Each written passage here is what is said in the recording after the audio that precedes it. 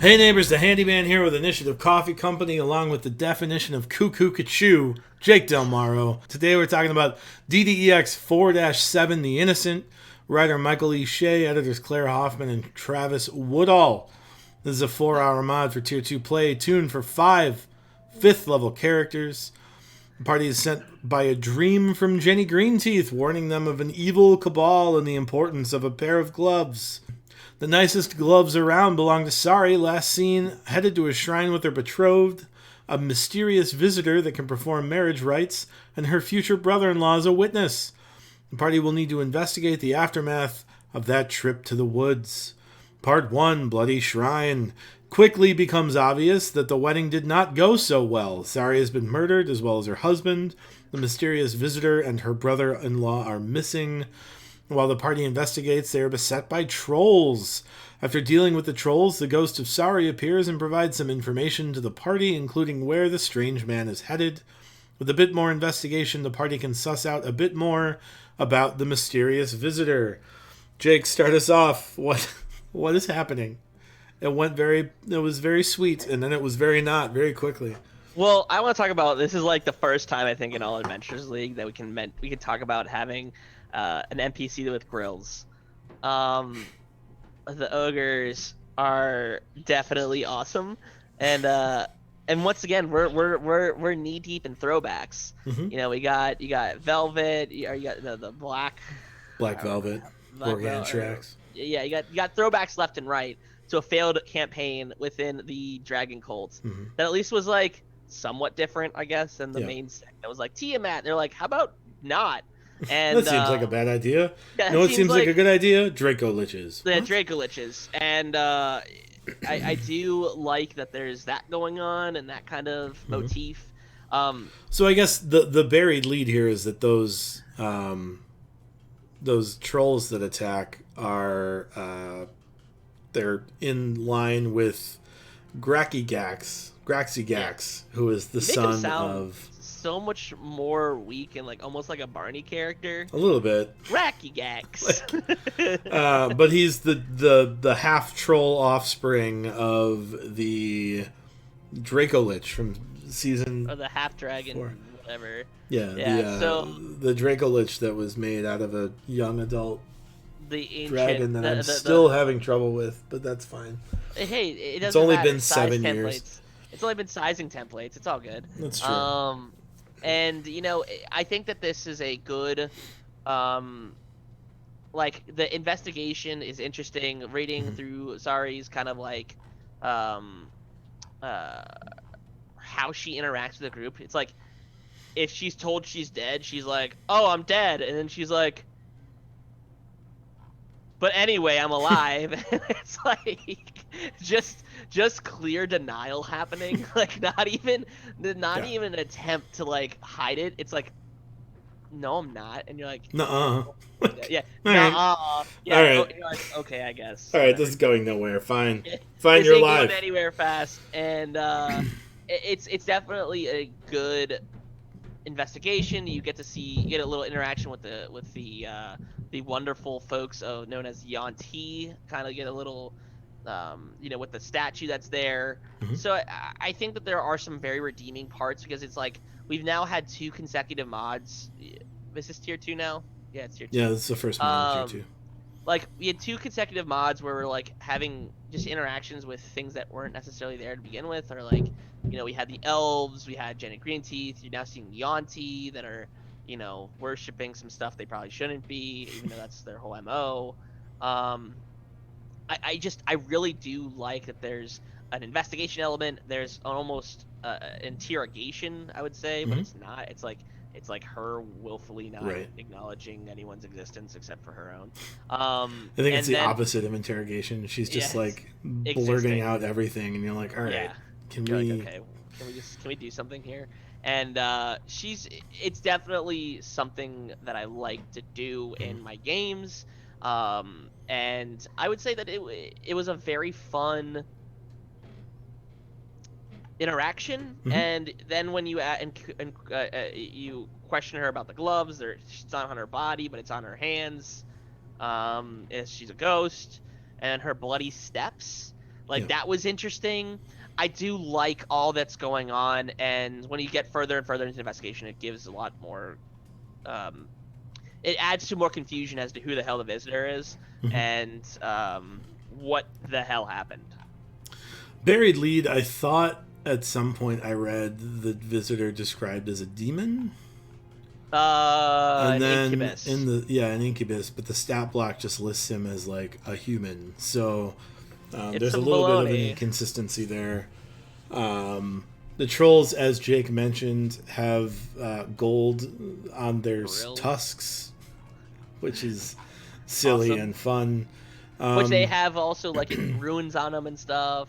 Yeah, so they've been like marked by Graxigak to be members of the Graxigak Alliance thug group association, or I don't want to say thug group.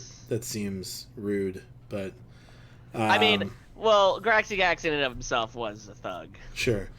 Also, they are special trolls because acid damage does not affect their regeneration. Yeah, that's troll. It also seems like a direct kind of. It seems like somebody played the Pathfinder game. Was like, I'm going to steal the idea of fireproof trolls and make them acid-proof instead. Well, this isn't the first time we've seen this. This is pretty... Is it? It's been there. All right. I think back when we encountered this other person, we in fact had this same issue. That might be true. Yeah. All right. Fair enough. Checks out. Yeah, it checks out. Whatever. Yeah, so it's a good introduction. There's a quick combat to start. She seems to know where they're headed. Despite not knowing what happened or not realizing that he's a bad guy necessarily. She's dead. There's a little bit of an inconsistency in her memory versus her motivations, but that's fine. It's Barovia. Yeah, so you can do hand wave and say it's Barovia. It's Barovia. I mean, the last mod having a dude transcend death and just troll Jenny Green Tea. Right. I mean, there's a little bit of hand waving you can do here. Sure. Yeah, it is what it is. The benefit is she has bloody footprints that lead all the way to where you're headed, so you don't need to make like survival checks or anything. You just go. You guys gotta wait long enough, you'll probably find some bloody footprints, and then she'll come back and yell at you for not being quicker. Not going fast enough, yeah. Yeah. Anyway, part 2, the Glump Swamp. The ghost of Sari leads the characters into the Glump Swamp. After navigating various bog hazards, they come upon a sunken Vistani wagon. Samoyag is still inside. When the characters assist Samoyag and help him escape his stuck wagon, he tells them they are on the right track. Time permitting, the characters follow the trails to an ancient dragon skull that is home to a group of angry guests. Finally, the party comes across the visitor's campsite. I'm really amused that the reward that Samoyag gives you is to tell you that you are in fact on the right trail. No, he gives you a deck of cards. Oh, he does. You're right. A really cool, fancy deck. Fancy deck of cards, not like magically fancy, but like fancy. 100 gold piece fancy. Right. As well as telling you that not to worry, those bloody footprints that you're following are leading in the right direction. Well, he mention also that like he invited them over. Oh, I guess that's true. He gives them some information. And like. Yeah, like it's not they're it's jerks. Like here they're one of the guy the brother isn't a jerk, but he can definitely tell that the other guy's in charge. Right. But like it kind of goes to like hey, maybe it wasn't the brother's fault. Yeah. Well, it definitely was the brother's fault, but like maybe there were outside influences. Exactly. Yeah. The dragon skull is a cool setting for an encounter. 6 guests are a challenge, surely. But there's, in the current reward structure of AL, there's no reason to do it. Yeah. And that's a tough fight because they're on fire. They've got tar on them, and if you light them on fire, they're immune to fire, and it makes everything gets worse. 1,000 times worse. Yeah. And also, if you run away or you chase them, they'll chase you and interrupt your sleep if you try to rest. Yeah. Just ignore the combat. It's a cool encounter. I think if you're on a timeline, there's no reason to do it. I think, frankly, like, there's not enough reward there to make it worthwhile. Unfortunately, like, some of this is like, what do you get out of it? What do your players get out of it?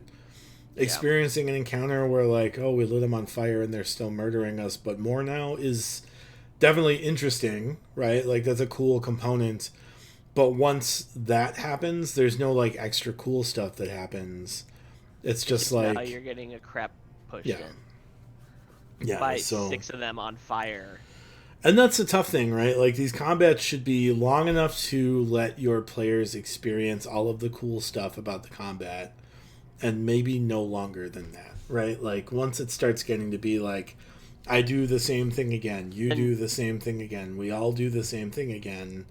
Maybe have like the tar pit starts hardening or something like that, where it's like oh, they're on fire or something like that, and somebody uses water, like it makes them have restricted movement, or I know that's like adjusting the counter to make it different, but like then you could be like, well, they've already, now we just run away. Yeah, I don't know. The idea that they chase your party down if they run is interesting to me. Unfortunately, well, if they flee and they haven't dealt with them, right? I mean, unfortunately, what that does is lead to a motivation in players where like we can't run away from fights because everything will chase us. When like there are some fights they should probably run away from. So I don't know. Like there are consequences. I like the fact that there are consequences, but it also teaches kind of bad lessons. So I don't know. Do what you will with it. The visitor's campsite is there to let you know that you went the right way the whole time, following bloody footprints. Other than that, there's not much to. I guess there's you get the journal entry from the brother-in-law, which tells him like I murdered them, but I feel bad. Like I didn't do it because I'm jealous. There's also a there's another part that like is kind of briefed over. It's like where one person was sleeping and the other person might not have been. So it might give interest that maybe the visitor isn't of human. Like it's like sure. It's like, oh, if they were sleeping, they might have taken turns, but they slept exactly where the other person slept, and it's like, I don't believe that. Yeah. But definitely, it's you got poopy hands when you get that letter, and is what it is. You keep moving forward, and you can rest here. You can, yeah, that's beneficial too. You can rest here. Sari is irritated if you do, but she's a ghost. She's just looking at you, tapping her foot, making more bloody footprints. Right. Part 3, the pits of blood and bone. From the campsite, it isn't hard to track the visitor to the old Yuan-ti burial pits. Yuan-ti are very active at the pits, digging for artifacts of Dendar, the night serpent. These Yuan-ti are very focused and can be bypassed by a stealthy party, Jake, or overcome with a challenging fight. When the party reaches the central well, they can descend into the temple. They can easily be bypassed if you make a stealth check. Otherwise, I had passed out tricks up. We had 2 people fail with like a 12. It's true. It's true. This is not my fault that we decided to get into combat. Right.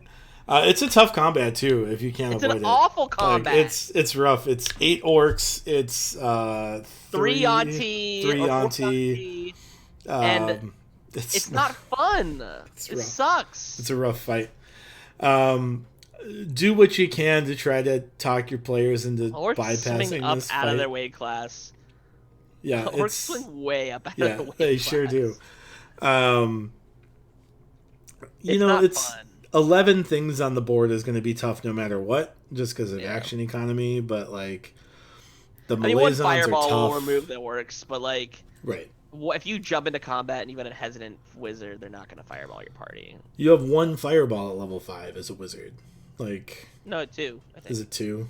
Sure. 1 I mean 2. like. But like you have 2 3rd level spells, right? Yeah. Like, are you going to blow them right here, knowing that there's more coming? That's a tough call. Yeah. The answer is yes. You'll blow them right here because it's a fireball, and they're literally area. This would be like something that's like. I hate saying the cleric can fix, but the cleric can fix this. Like, if somebody gets fireballed, it's like, yikes, but drink a potion, grow up, get better.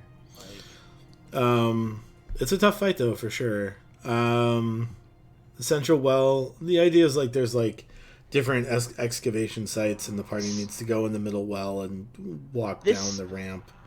This would be one of those things that I'd arguably say would be a horror check if they started investigating the wells, because there's like bone pits That's true. and like there's also if you kill everybody and get into the main temple, there's a plate that you can get.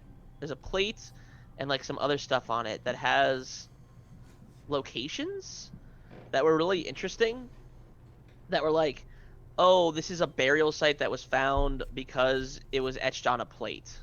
Mm-hmm. It was really it like didn't give too much description, but I was like reading through and I was like, huh, that's weird. And it's like they are clearly following something for some reason. Mm-hmm. And I did like the fact that like the Yanti are still being Yanti even in Barovia. Like, right. they're They're still they don't dedicated care where to the they're Night at. Serpent. Yeah. Yeah, they're so dedicated to the cause. They're like, whatever, we'll just keep on trying to figure stuff out, even though, you know, it's not gonna be worth crap. Like, Mm-hmm. but I did like the devotion. That definitely was nice. For sure. Anyway, part 4, the Vault of the Royal Dead. On their way down, the party passes an antechamber where the defenders of the temple lay in wait, 2 bone Nagas. After managing the Naga encounter, the party continues to descend until they reach the chamber of the Night Serpent, where the visitor is trying to persuade Sari's brother-in-law to be a willing sacrifice. He's so struck with grief that it's only a matter of moments before he relents. A challenging encounter ensues, featuring the visitor, Whites, a cameo appearances from Sari, and Graxigak, the ghost of the half-troll son of the maimed Virulence. After... Nope, it's not the maimed Virulence. It's the ghost of the half-troll son of Black Velvet. Velvet. I did it. After defeating the visitor, the party watches the ghost of Graxigak abduct the ghost of Sari and claim his prize, her pretty gloves. Jake, help us out, finish us out here. I like the encounter with the bone Nagas because it's like it can turn into a fight you don't want to have. Nagas are cool. I like Nagas a lot neat. because they're like chaotic good entities that when they die become chaotic evil. Well, Like, and it was like there was a guardian Naga. It was like one of each of the main Nagas, and then they turn into a bone Naga. And I was like, because both of them have different stat blocks. yeah. And that's really neat. It's like, and it's like a good or a bad aligned. It's really neat. Interesting because this is the first mention of Dendar, really. Because the visitor did an offering, blah blah blah. You have to find an offering, or they turn into a fight, blah blah. No big deal. So get creative with that. When you get further down, it definitely is an interesting fight, to say the least, because this guy is charming people. He also doesn't need to maintain concentration on his chanting. He can just do it. All he needs to do is kill whatever his name is, the brother. Well, all he needs to do is have the brother kill himself. Yeah. But so he would charm him and then just put him into the water. Yeah. Or something along those lines. Or Spartan kick him into the water. Going back briefly to the Naga fight, one thing to keep in mind is you might want to bump up the map because they're large. Big. They're large, and there's not really enough room for your whole party and 2 large creatures on that map. So I might increase the dimensions by 1 or 2 squares. Other than that, the fight is I think it's pretty interesting. I think Nagas are cool. Definitely fun. I mean, your goal shouldn't be to fight the Nagas. That's the main takeaway in my book. Is like you should not be looking to fight the Nagas. That's true. I mean, they're a pretty burly group. So I mean, they're if I remember correctly, they've got a thick boy status in terms of the hit points. They're not small by any sort of just under 60 for the Bone Nagas. But like it's enough to where you're gonna like when they hit you, it's gonna hurt. You'll know it, yeah. Yeah. You know you've been invited to the party. They've got spells and kind of a lot of them. And kind of big ones. Yeah. So I would definitely say, hey, look out for your group, see what's going on, encourage them not to fight them if possible, make it a social encounter as like it should be. Yeah. And keep rocking away with it. But the other things, I mean, you finally get to there's a real troll glyph ward right there to make sure your party's not in fighting shape. And then after that, you proceed into a fight. If they attack the ghost starts attacking back. Yeah. it's a lot of stuff going on, and it can. It's As a a lot of DM, consequences of actions and inactions, right? So there's a glyph of Yes. warding on the door outside the Chamber of the Night Serpent. Typically, I know our party, like, were so terrified of the Naga that they were like, oh, this door's probably safe because those Naga were guarding it. Opened the door and got hit with a bunch of damage. Which There's a then lot of alerts moving that guy. parts. Yeah. So like as DM running this, like be aware that there's a lot going on, and there's a lot to make it a difficult fight. But I would say I, I would hesitate to say that it was not. It was a fun fight. Mm-hmm. It's a fun fight because there's plenty of things to do that aren't attack. Right, like one of the main objectives of this fight is to go and like get wriggled out of the pool. Yeah. Like knowing that like the pool is filled with goo that will harm you. That will right? literally kill you if you're in too long. Like so there's a lot of like things to deal with. There's Regold that you have to like evacuate from the pool. There's this whites. Incubus, the visitor. There's 3 whites. There's 2 ghosts that show up that like you have to think to ignore. Like if you start throwing spells at one of them, he will throw spells back, and his spells are bad because it's like I touch you and you die. There's a lot going on and a lot to keep straight. And it's a lot of stuff that like if your party has been paying attention throughout the module, they won't attack the ghosts, right? Sure. Like, but if they've just kind of been like coasting, they're like, oh, a ghost, he's bad too. Fire blast, like whatever, firebolt. Which causes more problems. Causes a lot more problems. There's no way to win here. Like, if you succeed, Graxigak shows up and takes her away. If you fail, Graxigak shows up and takes her away. Like, it's not great. It sounds, you know what, but it does bring in the second obsession. Yeah. Second obsession, and there's a part where like you could also, if you want to focus more on the environmental effects. It's really cool because Graxigak is obsessed with gloves, and like there's things you can do. There's a box inside of the mod where you can read, and it's like you'll find just random piles of gloves. Some of them still have hands in them, right? And like you're like, oh yikes! Yeah. But if you want to play up the environment and the grossness that exists there, maybe that's a way to do it. So I definitely think that there's a lot of neat things in this mod.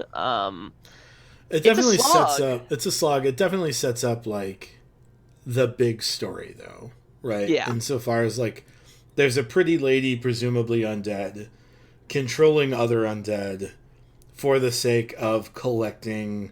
And we've learned this over the course of 4 or 5 mods. Collecting artifacts important to someone that was close to Strahd, right? Yeah. Where we're going from there remains to be seen, but like that is the kind of background information going forward. Sure. There's some cool stuff in this mod. The encounters are interesting. It really like sheds light on the fact that the mists don't care, right? They're collecting anyone who's done anything bad. Like Yonti from Chult, sure, no worries, bring them along. Like half troll dragons or half troll half dragons, check. Your party who may have forgotten to tip their waitress one time, double check. You know, like Jenny Green Teeth, yep. Check. You know, like it's lumping all of these minor and major problematic events into one group. My understanding of the mists is they collect bad people and put them in Barovia until it's kind of like a limbo situation. But my understanding of the mist is more so along the lines of it's anyone that gets too close, or it's just it's a vacuum. It literally is just like just like it just kind of does a wide swing over Faerun, and it's just like yep, one of them. And I guess that's another benefit of like this concept is you can play up how the mists work however you want, right? Like there's a lot of ways that you can do it. It reminds me of Land of the Lost, what Barovia does. It's like, oh, we need a diner? Yep.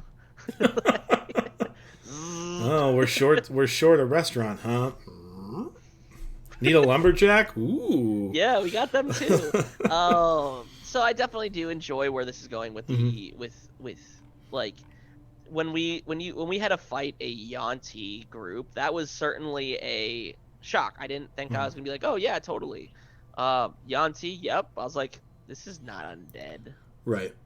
This module, even running the modules, was the first time I really felt like I started to understand what was going on over the whole story. I felt more lost after the whole like missing thing, because it's been only 3 seconds since you guys clicked the last video, but over that time frame of that last video, those 3 seconds, I lost and didn't understand what was going on. And even talking through it with you,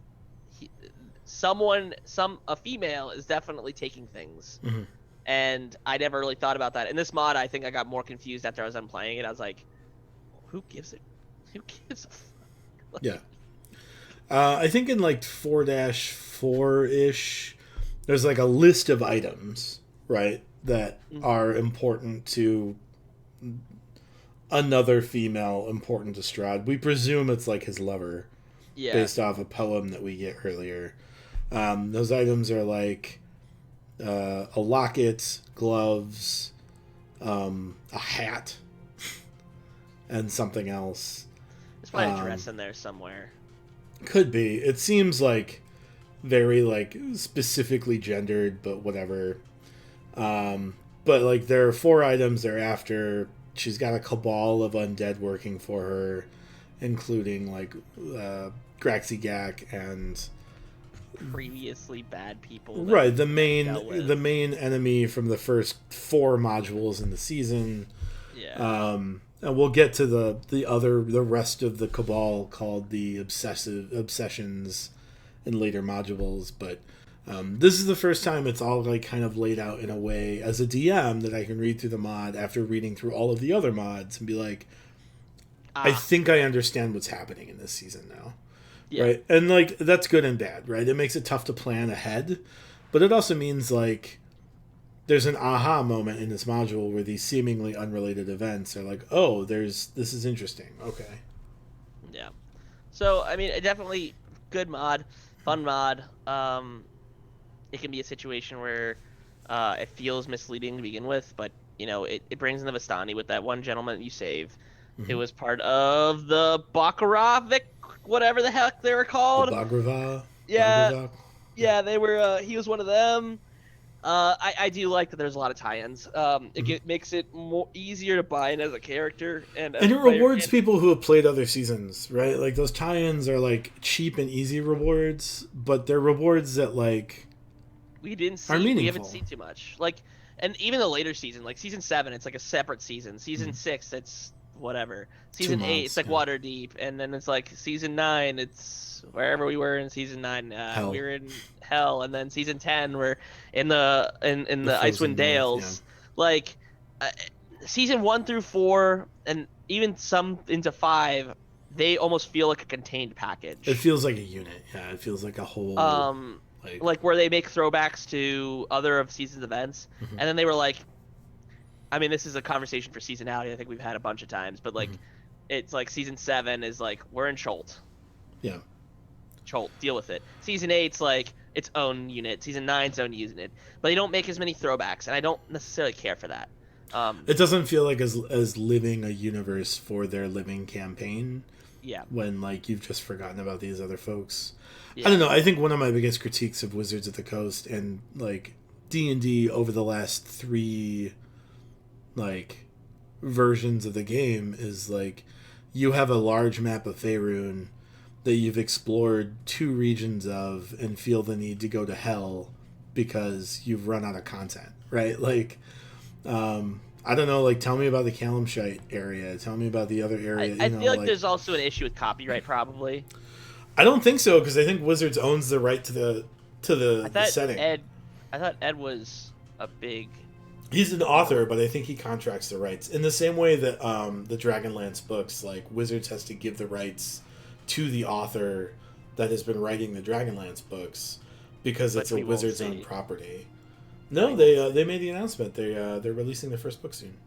They did. I thought that was a major whatever. I It thought was, that but they worked it figured out. it out. Whatever. They threw money at each other and they Right. figured it out. Or they came to a polite agreement and solved their Of throwing misunderstanding. money at each other. Whatever. Of Yeah, I throwing don't know. money at each I'm not other. gonna. I don't know the inside. You're probably righter than I am though. Anyway, so there it is. DDX 4-7, The Innocent. Thank you so much for listening to some advice to streamline it and run out your tables. Be a good neighbor, give us a thumbs up, and subscribe. Toll the Dead for notifications. Check out our Patreon where you can see the playthroughs for these mods at the $5 tier. Find us on Twitter, Instagram, and Facebook. And from now, until the next time, roll together.